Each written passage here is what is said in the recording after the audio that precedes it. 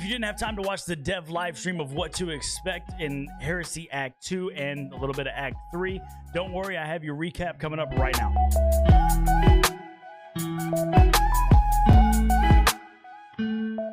The dev live stream started with the Court of Blades activity that we knew was coming in Act 2, but they actually gave us a sneak peek. This activity is going to have augments that operate roguelike, similar to all the other activities that they've been doing recently. And these augments are going to be challenges that are similar to the Onslaught playlist. You're going to be traveling to arenas across the solar system. They even showed us a sneak peek of Io that we are getting back. Obviously, as you know, Io is still trapped between dimensions and still enshrouded in darkness, but Oryx is giving us a way to actually reach that dimension in some new way. There are not going to be any health modifiers for this one, but there will be different buffs and debuffs that you can get throughout the activity. Your difficulty is going to be scaling, and there are going to be exotic perks that whenever you complete these augments, you can get different exotic perks from exotic armor.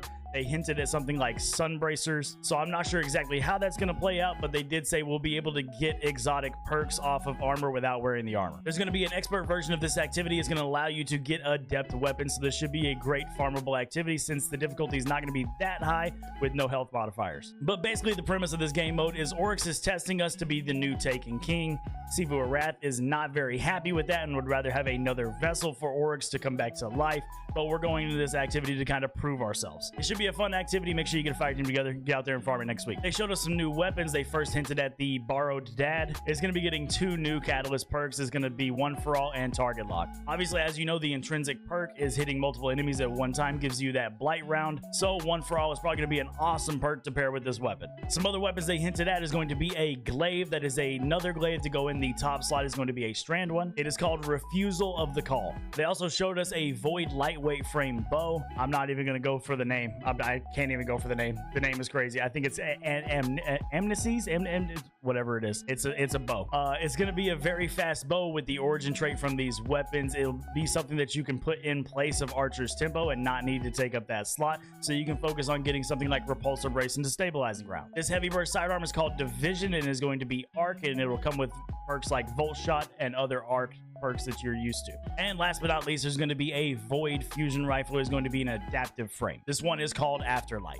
The team then went into what artifact perks we can expect to see coming with Act 2. This next row of artifact perks is strictly focused on trace rifles. So if you've been farming Sunder Doctrine and got new rolls of that new Strand trace rifle, then you're really going to like this column. First and foremost, you're going to see Overload Trace in that first slot. Next, you're going to see Beam Medic. That will heal you whenever you're doing kills or rapid kills from a trace rifle. Then you're going to see Harsh Refraction that allows you to do more damage to enemies that are debuffed by an element that is matching the trace rifle you're using. Then we saw Limit Break. This is going to give you bonus super damage if you are buffed matching your super type or if you're critically wounded. And last but not least, they gave us Elemental Siphon. This is where Rapid Final Blows matching your super energy type is going to give you an elemental pickup of the same. They also went on to hint that the Act 3 artifact perks are going to be more focused on rocket launchers and strands, so more to come on that. They then announced that Guardian Games is going to release with Act 2 next week starting on March 11th. The armor for this new Guardian Games looks great. We're usually used to like sports themes, but this is going more towards a gladiator theme. And honestly, I think the Titan absolutely takes the cake on this one. Warlock looks great, but I think they definitely did not do the Hunter any justice right here. Let me know what you guys think down in the comments. This is where we're going to see our new boss rush game mode. It is not going to be strictly like Pantheon like everybody believed.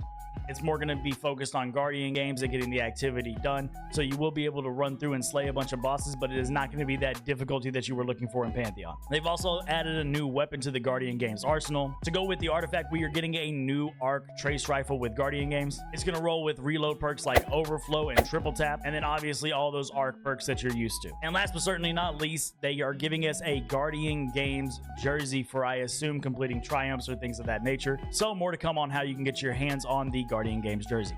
And for those of you that are mad that you didn't get to see the sidearm in this week's GM, don't worry, they gave us a little notification while they were live that they will be giving us the sidearm in next week's rotation. So the GM weapon for next week is going to be the sidearm, the Void one, the new Lotus Eater one. And we thought the show was done there, but they had to give us just a little bit more of a sneak preview at Act 3. So we're not getting this just yet, but there are some pretty cool stuff coming with Act 3. First of those is going to be the Rite of the Nine. This is going to be an amazing rework of 3 major dungeons that we probably don't see farmed too much, they're going to give us a reason to get back into those dungeons. Those 3 dungeons are going to be Prophecy, Spire of the Watcher, and Ghost of the Deep. All of these dungeons have been refitted into a new mode. They've refitted these dungeons with multiple different difficulties. The first of those is going to be the Explorer difficulty. This one is easier and more of like a guided tutorial experience for those people that have never done dungeons before or never done this one specifically and just want to learn the mechanics. Like I said, this is going to be guided, so you're going to see cues on screen of where to go next